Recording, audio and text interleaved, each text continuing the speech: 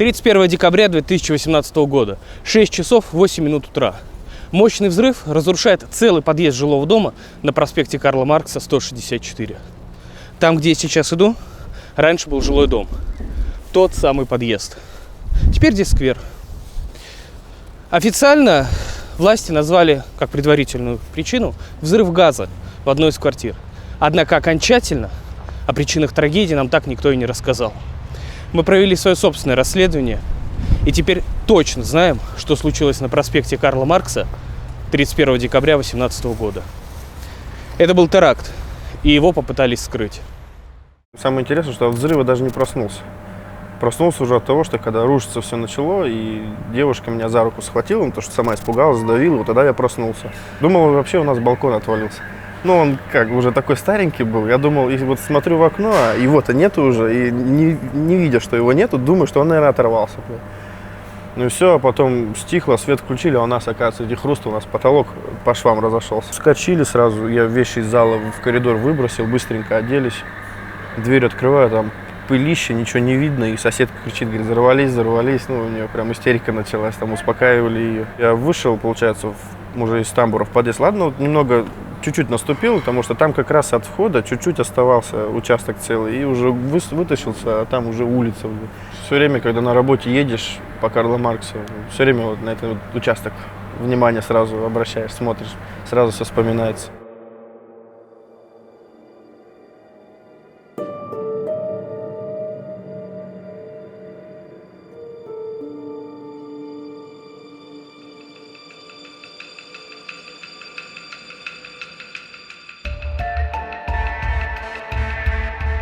Привет!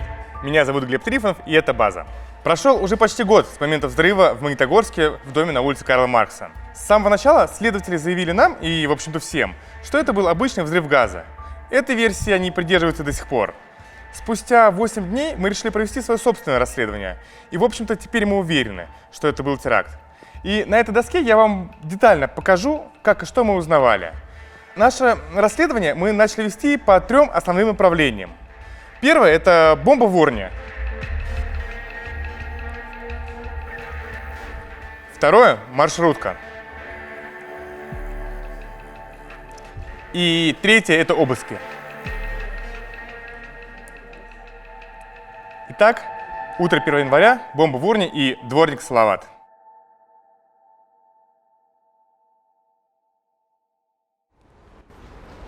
Это остановка общественного транспорта возле торгового центра «Континент», одного из самых крупных в Магнитогорске.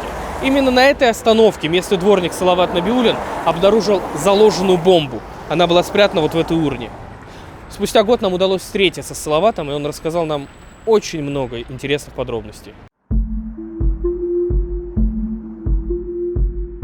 Там пакет, большой пакет лежит. Ну как большой, вот такой большой пакет. Туго-туго связанный. Поднял очень тяжелый пакет. Но я сразу понял, что это взрывное устройство самодельное. Я сам сапер. А вы сапер?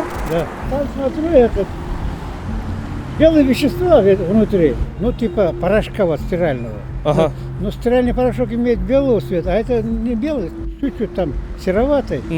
Ну это типа пластид, там гексоген, типа, наверное, вот я сразу понял, вот это не то. И эти провода оттуда выходят с этой трубки. И вокруг этой самый телефон. Он был прикреплен не так вот, а вот так. Чтоб, ну, и вот это все это обмотано. Вот этим проводом. Да. И там 2 или 3 запала было. Там сим-карта Теле2. Вечером 1 января в городе опять происходит какая-то странная херня. На перекрестке улиц Карла Маркса и Правды взрывается маршрутка.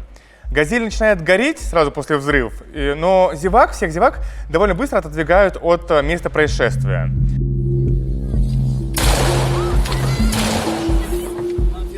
Ну вызовите, пожалуйста! Сцепление, там некого спасать. Пошли, блядь.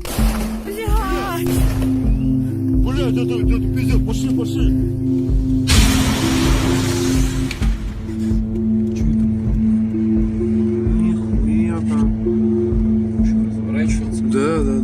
То, что вы сейчас увидели, это была спецоперация ФСБ.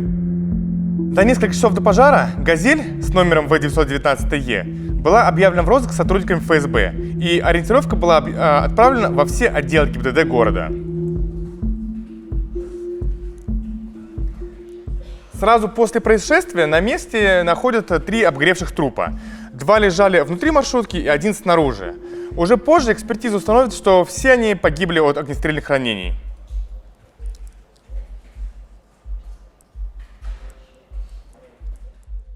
История с маршруткой на самом деле очень показательна. Вечером 1 января, вскоре после взрыва, собственно, губернатор Дубровский опубликовал сообщение в своем официальном телеграм-канале, в котором сообщил, что сухо очень.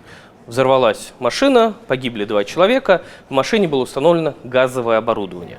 Намеки Дубровского стало развивать позже чуть и местное ГУВД. Они заявили, что по предварительной версии причина взрыва – неисправность газового оборудования. Вскоре после этого в соцсетях стали разгонять фотографию, на которой видно, что под машиной установлены газовые баллоны, и они после взрыва остались целыми. На самом деле это очень слабое доказательство. Гораздо важнее тот факт, что 3 людей, находившиеся в машине, были застрелены.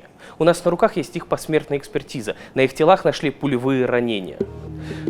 Понятно, что ГУВД называла предварительную версию, однако окончательную они забыли назвать, по всей видимости, и тогда, и год спустя.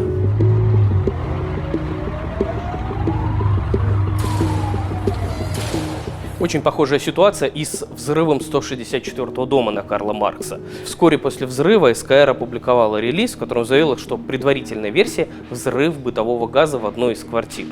А также, что на обломках и на конструкциях не обнаружено следов взрывчатых веществ. На самом деле здесь кроется небольшая хитрость. Мы узнали, что экспертов ИКЦ МВД допустили взять пробы лишь только самых верхних конструкций, лежащих на поверхности. А когда они попробовали исследовать конструкции, лежащие в глубине завала, их отстранили от работы взрывотехники ФСБ. Они дословно заявили, что дальше работать будем мы. Шило в мешке не утаить. Вечером 1 января в городские паблики Магнитогорска сливают фотографии и сообщения о том, что в районе улицы Ленина, 93, проходят какие-то обыски. Задерживают якобы каких-то террористов. Город бурлит. В версию взрыва газа уже почти никто не верит. Мне уже неудобно мимо него проезжать. Красный свет.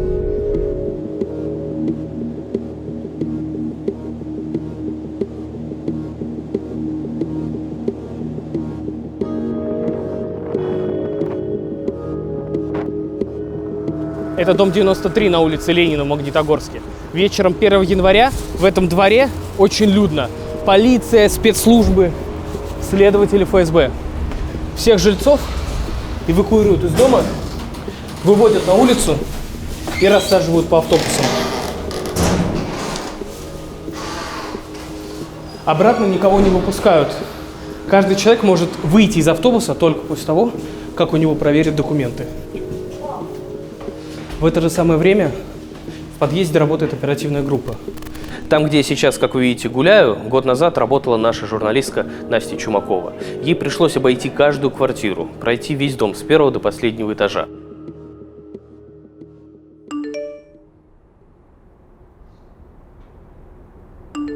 Короче, Глеб, фото, которое я скинула, это крестики, которые делали сотрудники у квартир, которые они проверили. Сделали поквартирный обход.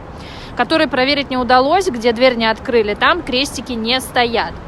У 37-й квартиры крестика нет. То есть это та самая квартира, которая нам нужна.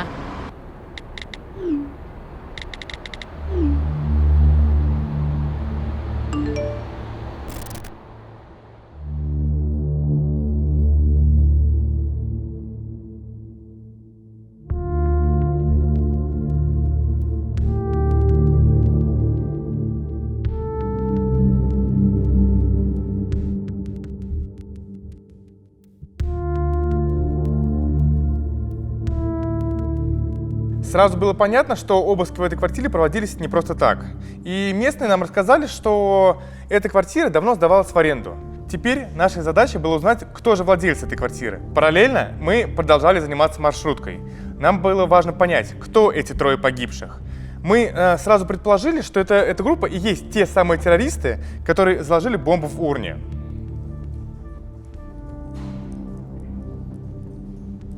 Как я уже говорил, у нас была зацепка. Номер этой машины – В919ТЕ. Пробив его, мы узнали владельца этой «Газели». Это некий Махмуд Джумаев.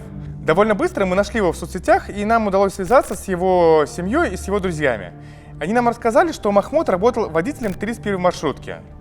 А жена его, Махмуда, сказала, что он постоянно в последнее время тусил со своими маршруточниками, как она выразилась. Важный момент. То, что Махмуд Джумаев – это владелец этой «Газели», это еще ничего не доказывало. Он мог быть владельцем, но не быть внутри. Нам удалось достать список телефонов всех водителей 31-го маршрута. Они рассказали, что начиная с 1 января их постоянно тормозили и останавливали сотрудники ГИБДД. Всем им показывали ориентировки, кому-то на 3, кому-то на 4 человек. Почти все водители узнали на этих ориентировках Махмуда Джумаева.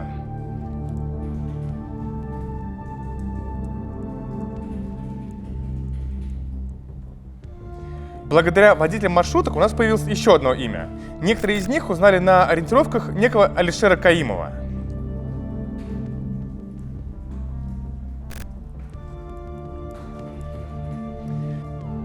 Самое тяжелое было узнать третьего участника этой банды. На это мы потратили несколько дней. Здесь нам помог в итоге брат Алишера Каимова Сухраб.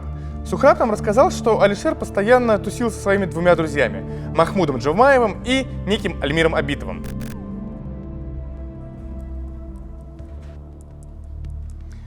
Альмир Абитов, он не был водителем маршрутки, в отличие от Махмуда или Алишера, но он работал в автомастерской по ремонту «Газелей». Именно у него ремонтировали свои автомобили Махмуд и Алишер. Нам самим вообще нужно было убедиться в том, что эти трое причастны каким-то образом к взрыву дома на Карла Маркса 164, что они хотя бы подозреваемые. Для нас одной из главных зацепок стал тот факт, что всех троих объявили в розыск практически сразу после взрыва. Второй факт. Ко всем троим приходили домой с обысками, допрашивали их родных. Дополнительный, очень важный факт.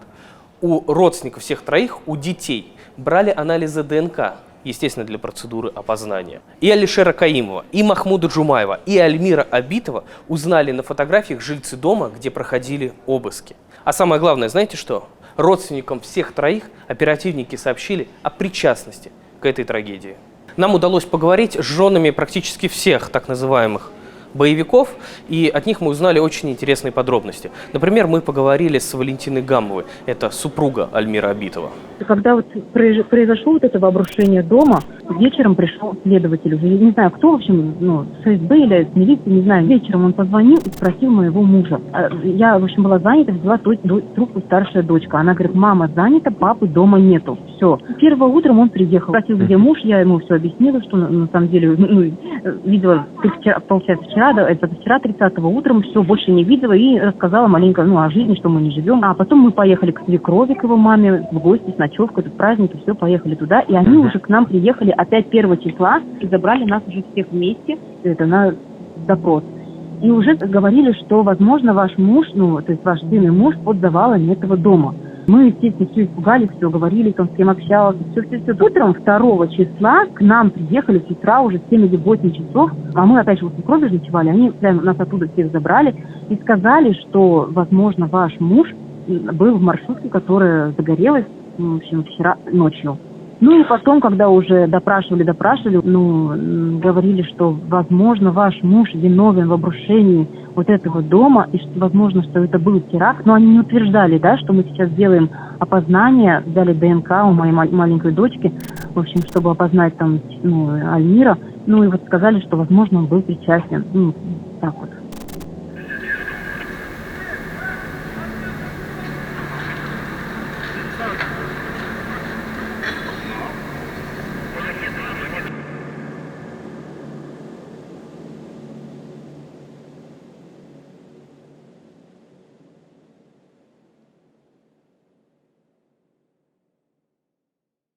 Взрыв, разрушивший целый подъезд 164-го дома, прогремел в 315-й квартире. Это так называемая арендная квартира, сдается посуточно.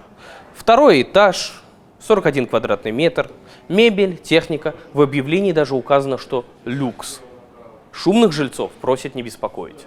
Всю вторую половину декабря Алишер Каимов ищет подходящие варианты. Но ему все не нравится. Либо слишком высокий этаж, квартира находится под крышей, либо слишком невысокий дом, в основном 4-5-этажки. Квартира на Карла Маркса 164 – это идеальный вариант для наших маршруточников. Причем она расположена прямо над аркой. То есть, если взрыв уничтожит несущую конструкцию, весь этаж сложится как карточный домик.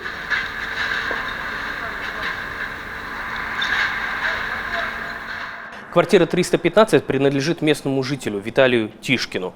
У него несколько таких в разных частях города, но в основном они сосредоточены в центре. Он зарабатывает на них, сдает, собственно, в аренду. Всеми делами занимается его родственница Антонина Филюшина. Именно она указана вот здесь в объявлении о сдаче в аренду квартиры. Через несколько дней после взрыва издание «Комсомольская правда» опубликовало очень любопытный документ. Это полный список жильцов дома, во всяком случае тех, кто должны были быть в своих квартирах в момент взрыва. В графе напротив 315-й квартиры указано 2 граждан Таджикистана. Списки жильцов дома составляют сотрудники ФСБ. Они обзванивают владельцев взорванных квартир и уточняют имена тех, кто там жил. Они связываются с Виталием Тишкиным, владельцем той самой 315-й. Он уточняет информацию у своего риэлтора Антонины. Так и появляются в списке 2 граждан Таджикистана.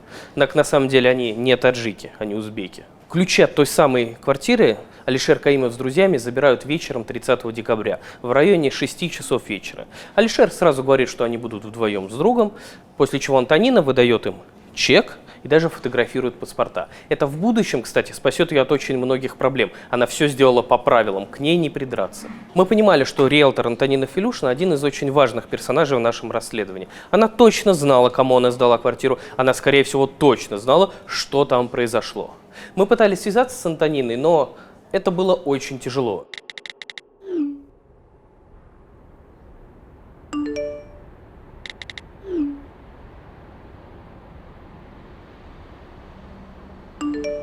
Она выходила из подъезда, начала к ней подходить, она, резко села в свою тачку и уехала. Начала, уезжать, я с руки ловлю такси, там возле подъезда стояла, и говорю таксисту, поехали быстрее за ней. Но я думала догнать ее и, все равно поговорить. В общем, мы устроили погоню за ней. Я таксисту сказала обязательно, едь за этой машиной, чтобы мы ее не упустили. Мы едем, и тут он резко сворачивает вообще в другую сторону, куда она поехала вообще в одну, а он в другую свернул. Я говорю, вы что, куда вы сворачиваете? Нам нужно за этой машиной, разворачиваемся. Он говорит, все, спокуха, не переживай, я знаю город, сейчас мы, выйдем там на другом перекрестке, и мы ее как раз перехватим. Она, от нас точно не уйдет. Я тут вообще все дороги знаю, я, в этом районе вырос. Я такая успокоилась, мы, едем, поворачиваем на этот нужный перекресток, и ее нету. Я, давай орать на таксиста. Я не знаю, где теперь искать эту Антонину. Все, она от нас уехала, и общаться, как видишь, не захотела. Я, не знаю, что делать. Тогда нам пришлось пойти на журналистскую хитрость. Мы специально прилетели в Магнитогорск, чтобы встретиться с Антониной. Но мы не представляли журналистами. Мы разыграли легенду, что мы 2 друзей, которые прилетели в город, чтобы отпраздновать день рождения нашего приятеля. Мы нашли объявление о сдаче квартиры, в которой был указан номер Антонины, связались с ней, после чего устроили истерику, что боимся жить с газом. У вас совсем недавно дом взорвался из-за газа, здесь никто за ним не следит. Это вывело Антонину на откровенность. У вас нет квартиры с электроплитой? У нас немножко стремает с газовой. Просто... Да. Просто в прошлом году из-за газа целый дом, рухнул у вас. И мы теперь стараемся... Да перестаньте, это не от газа дом рухнул. Вы что выдумываете? В смысле? Там же от газа писали. Побольше верьте тому, что писали. Газовая утечка была, целая квартира. Не выдумывайте, у меня была там квартира, не выдумывайте. У вас там квартира была? Да.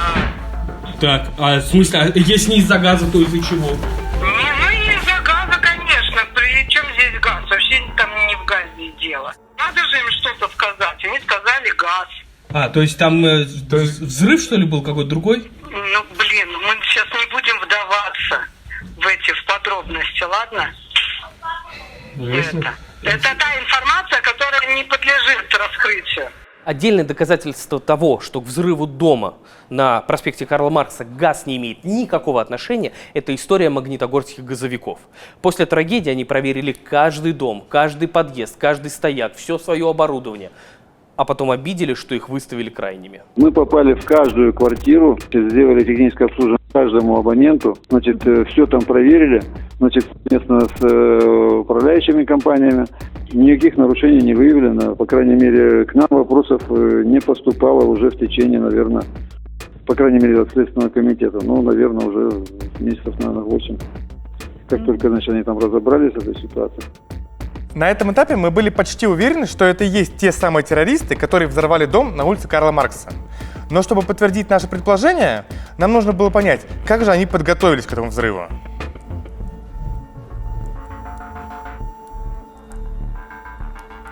Мы узнали, что активная фаза подготовки началась примерно за месяц до взрыва, в начале декабря.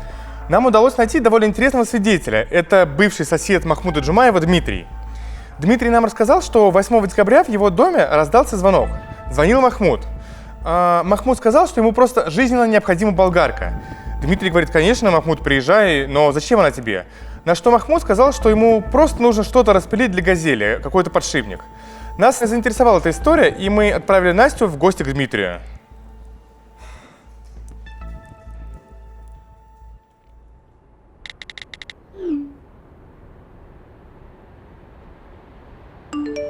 Короче, Глеб, я поговорила с другом Махмуда, Дима его зовут, и он рассказал, что реально они дружили, пока Махмуд свой участок не продал, у них участки были рядом. Ну и он рассказывает, что он в последнее время изменился, как принял ислам, перестал пить, матом ругаться перестал. Ну и в последнее время, как он съехал, они как бы особо не общались. И тут он ему звонит, 8 декабря, говорит, типа, дай, пожалуйста, болгарку. Дима в этот момент не дома был, он говорит, ну, заходи, у меня жена будет дома. Он пришел, как ни в чем не бывало, принес, якобы деталь распиливал для маршрутки, там, что-то делал.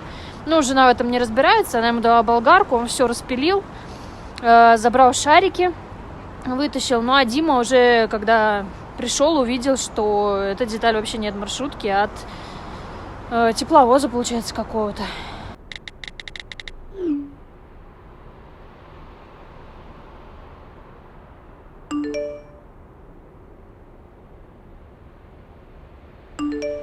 У нас дома, ну той терьер-то, сами знаете, собака карманная, да? Ну вот я машину не возьму. Ну, сколько лет, блин, с ней целовался, там, в десна бился, блин. В этот раз, блин, я ее не возьму. Я, говорю, здесь молюсь и все.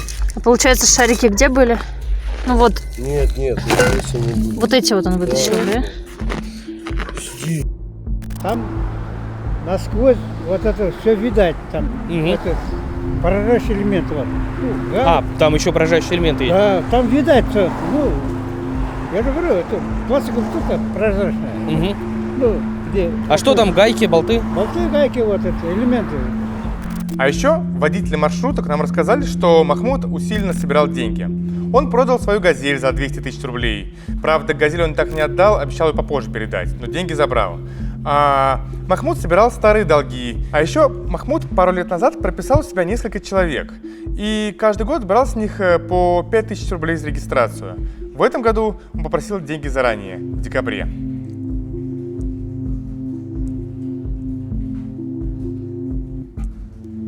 Судя по всему, они собирали деньги, чтобы после взрыва залечь на дно. Нам удалось найти еще одного интересного свидетеля, продавца сим-карт Павла. Павел нам рассказал, что 30 декабря, за несколько часов до взрыва, он продал Махмуду Джумаеву 8 сим-карт Теле2.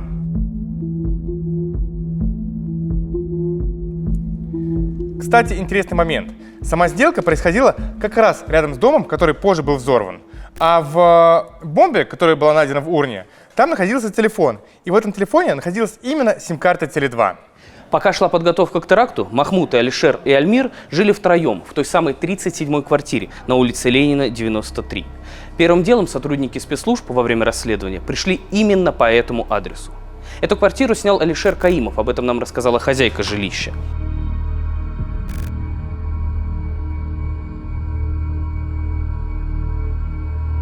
Жильцы на самом деле почти ничем не запомнились своим соседям. Настя, когда проходила все квартиры по очереди, наткнулась на Светлану. Это местная пенсионерка, она была соседкой у Алишера, Альмира и Махмуда. Женщина рассказала, что они шумели по ночам. В последние дни перед терактом они что-то громко пилили и мешали всем спать. К ним очень много всю ночь ходили, вот бесконечно. Я им сколько раз делала замечания. Я говорю, это что такое, я не пойму. Ночь есть ночь. Они, ладно, мама, мы будем потише. Я говорю, а что это за разговоры всю ночь? 30 числа. Мы встретились с ними у железной двери в подъезд. Я стала открывать эту дверь, а они как бы из-за угла вдвоем и держат в руках, газ. Вот есть газовый баллон ручной. А я говорю, а что это вы с газовым баллоном? У нас же электричество. А он говорит, мордатый-то вот. Ой, мама, так долго на электричестве, а мы на газу сейчас. Быстро, раз, кушать надо. Ну, надо. Я ей сказала про этот баллон. Он говорит, а где же он есть? Его нету в квартире. Не было, вернее. Какие-то железки, что-то пилили. Я слышала, что-то они такое включали, что распиливали, как вот. Еще одна деталь, о которой рассказывает Светлана, это маршрутка. Машина время от времени была припаркована под окнами и громко тарахтела, чем изрядно всех раздражала. Кстати, как понятого, к обыскам привлекли не только Светлану, но еще и Егора, который жил на том же самом этаже по соседству. Двери вскрывали, даже вот обыкновенная деревянная дверь отломали. Это, понимаешь, это службы выполнял, это делали не взрывники, как правильно сказать, саперы. А, саперы, то есть саперы. они там... Там были ОМОН, так. Там был следователи, участковые, полная квартира разных служб. Так. И мало того, еще неизвестно, люди в пиджачках там ходили с блокнотиками, записывали туда-сюда. Понятые, не только я. Из-под ванны вытаскивали какие-то жидкости, вроде как по-ихним разговорам. Я опять не могу ты слышал разговор? А мне куда деваться? Я для этого говорили? меня туда и позвали. Они что обсуждали между собой? Они обсуждали, что это за жидкость. Ну-ка, один понюхает, второй, третий. Да вроде как для КамАЗа, вроде нет. На экспертизу. В пакет упаковали, опечатали, опломбировали. Обрезки труб. Ага. Обрезки труб. Они говорят, вот, я только слышал с вами. Вот там возле администрации, вроде там тоже нашли похожие, там вроде как это обрезки труб на экспертизу. Во время расследования перед нами стал вопрос, как трое простых парней-работяг, таких настоящих семейных мужиков, могли превратиться в жестоких террористов-маршруточников. Что должно было с ними случиться? Махмуда даже нельзя назвать приезжим, он оказался в Магнитогорске еще в конце 90-х годов. В начале нулевых он познакомился со своей будущей женой Олесей. Они сыграли свадьбу, у них родились дети. Их даже не разобщало то, что у них разная религия. Махмуд мусульманин, Олеся православная. Она не стала менять веру. Махмуд предлагал, но она отказалась. Махмуд крепкий парень, он работает на стройке в местном поселке Дружба, зарабатывает неплохо. Но через какое-то время денег на семью начинает катастрофически не хватать, с работой проблемы, поэтому Махмуд уходит из строительства и устраивается на работу в маршрутное такси. В 2015 году его определяют на 31-й маршрут, там в основном работают граждане Узбекистана и Таджикистана. Олеся вспоминает, что именно тогда все начало катастрофически меняться. Махмуд стал все чаще заговаривать о религии. Сначала между делом, потом все напористее. Именно тогда у него стали появляться новые друзья, с которыми Олесю он знакомить не стал. Имя одного из них, Альмира, она узнала совершенно случайно. Дело в том, что у Альмира не было своего собственного мобильника, и он звонил жене с телефона Махмуда. Олеся как-то раз залезла в телефон мужа, увидела эти непонятные звонки, позвонила по номеру, с той стороны ответил женский голос. Она, естественно, взревновала. Они жестко поругались, и потом выяснилась такая очень примитивная, простая и глупая причина. Жена Альмира, Валентина, тоже русская, тоже православная, но веру все-таки сменила вместе с мужем. Это было 4 года назад. У них в семье начались большие проблемы из-за того, что Альмир много пил. Женщина никак не могла придумать, как спасти его от алкоголизма. Но однажды он пришел домой и рассказал, что познакомился с человеком на работе, который рассказал ему про религию, про веру, про вред алкоголя. Он предложил ей вместе принять ислам.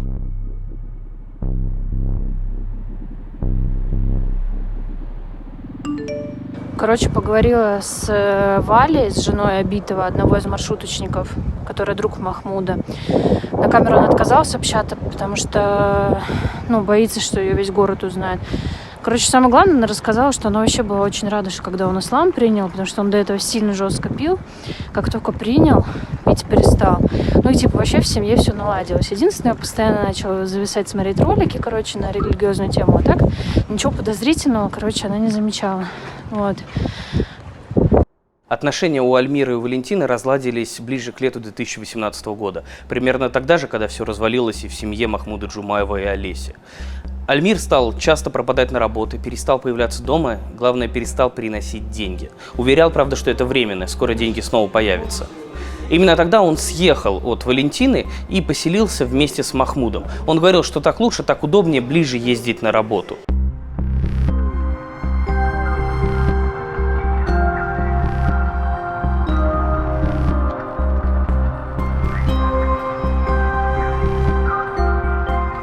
Про Алишера Каимова известно не так-то и много.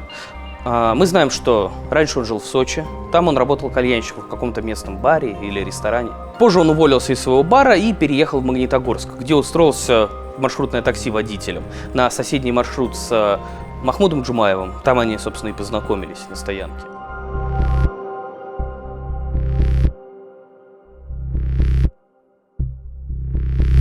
Самый главный вопрос. Что случилось в квартире номер 315?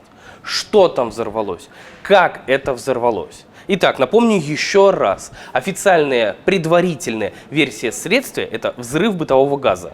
Но мы-то с вами уже знаем, что никакого отношения к газу вся эта история не имела. Более того, мы точно знаем, что и следствие всерьез не рассматривало версию взрыва газа как одну из основных. Итак, мы понимаем, что в квартире взорвалась бомба. У следствия было несколько версий того, как это произошло. Например, первая – дистанционный подрыв. То есть террористы установили взрывчатку, ушли, а после этого привели в действие бомбу звонком с мобильника. Вторая версия. Бомба сработала случайно, взорвалась из-за ошибки во время сборки. При этом погиб кто-то из террористов. То есть фактически группа могла быть больше, а не только наши трое героев-маршруточников.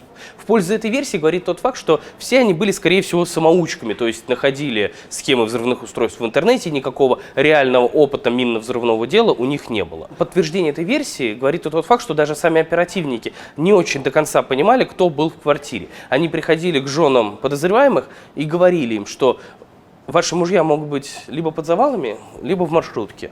Кстати, к одной из них они пришли с таким оперским черным юморком и спросили: ты где хочешь, чтобы твой муж был? Под завалами, маршрутки? Выбирай.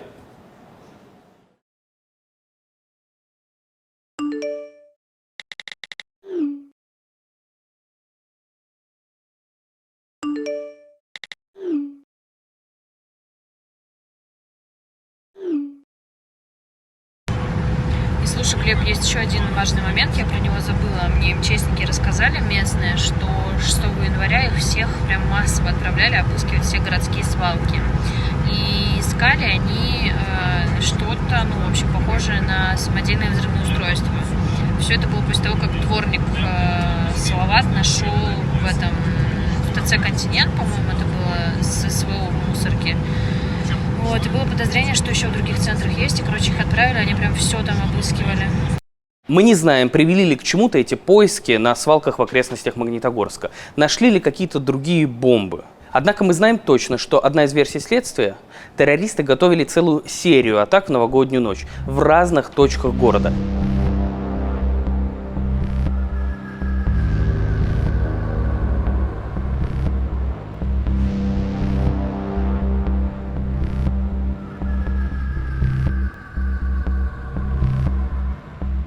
На самом деле мы даже не планировали проводить это расследование. На тот момент мы только готовили нашу базу к запуску.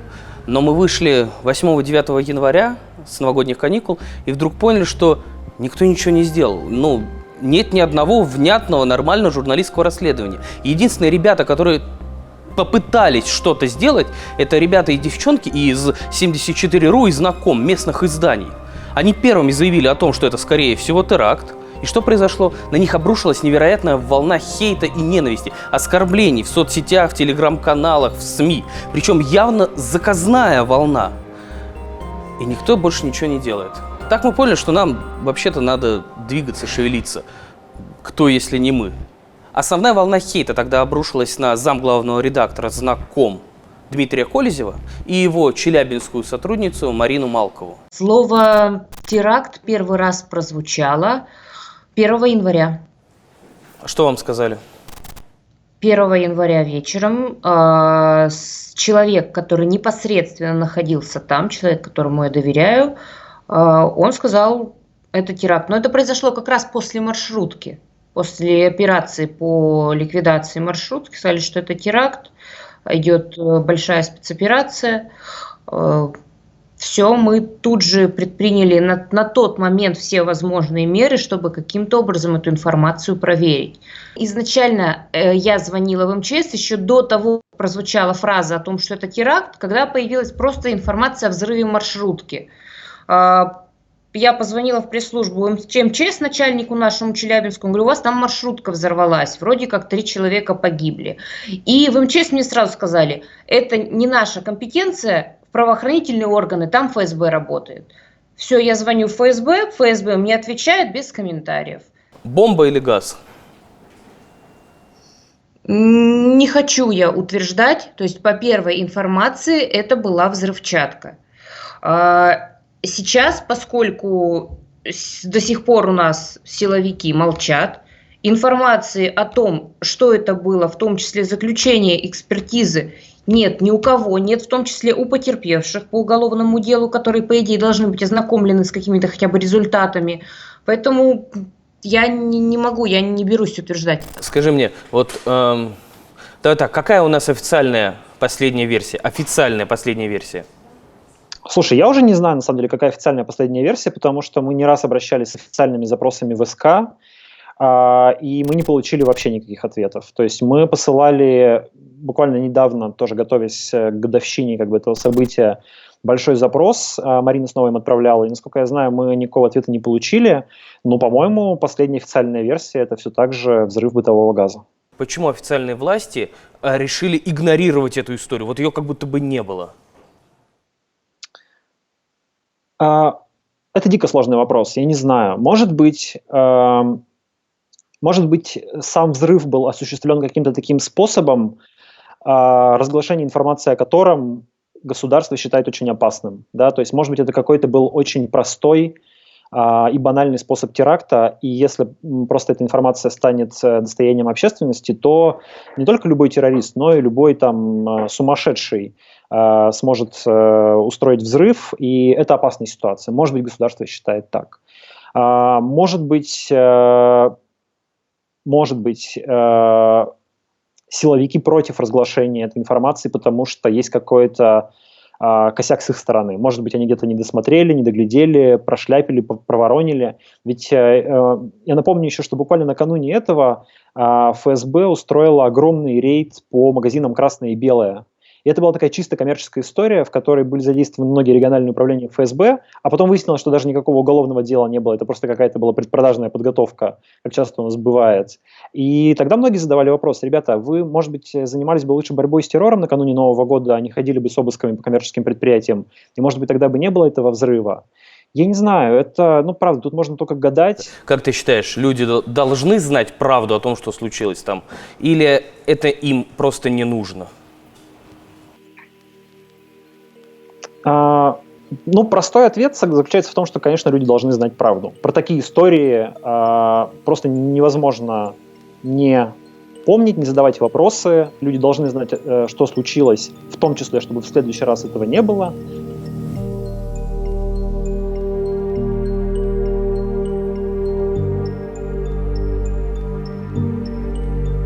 Прошел год. Вместо подъезда жилого дома на Карла Маркса 164 теперь сквер. Небольшой, незаметный. Несколько скамеек, урны, красивые фонари, дорожка, рисунки на стенах.